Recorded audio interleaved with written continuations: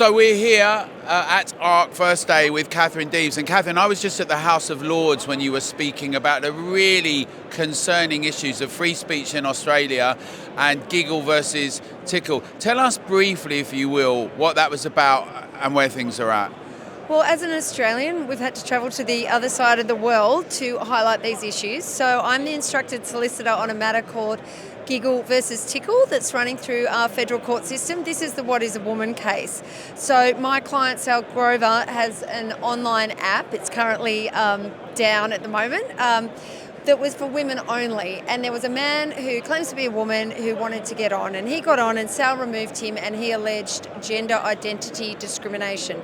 Now that was upheld in the court, indirect discrimination, and the judge also determined that sex is now not binary, it is changeable, and it is not just biological but it is also social and psychological. So we have a real problem in Australia, but at the moment we are appealing, my client is appealing, and Roxanne Tickle, who is the individual on the other side, is putting on a cross appeal for his favourable decision.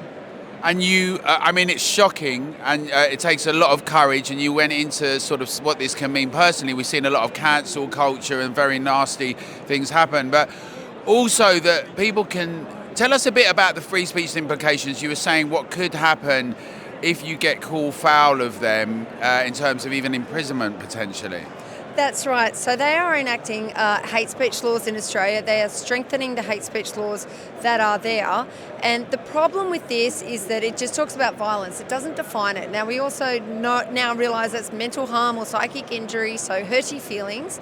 And the way that they're defining incitement to violence is that they remove the mens rea component, and it's actually just going to be if you are reckless to doing that. So even if you say something and someone says, I have hurt feelings, and you don't intend to incite violence at all, you could be guilty of an offence, and it will now be a mandatory minimum 1 year incarceration.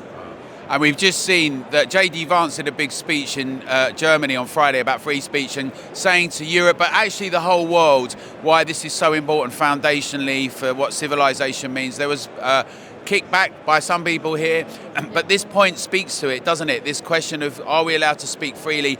We know that our Prime Minister in Britain, Keir Starmer, threatened people who were speaking. Some people have gone to prison in Britain for what they've posted, not what they've done, what they've posted online. How do you see things like this at ARC and the public's role in challenging some of these things, and where do you see this going for free speech? So with respect to ARC, it's great to see the numbers are up from last year. I think there is definitely a rising resistance because people have had enough. As we say in Australia, they've had a gutful. They don't like being told what to think, what to believe, how they can associate, who they can associate with.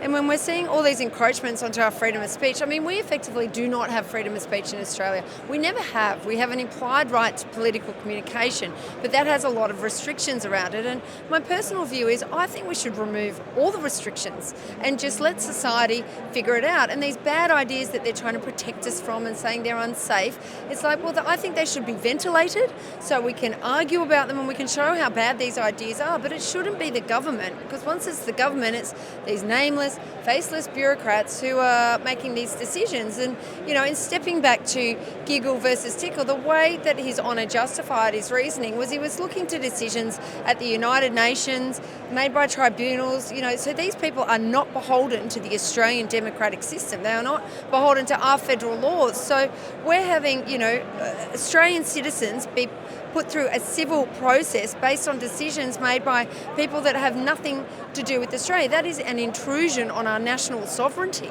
And I think all common law countries should be extremely concerned about that. Well, thoroughly agree, and we're very passionate here about freedom of speech and the public having a voice.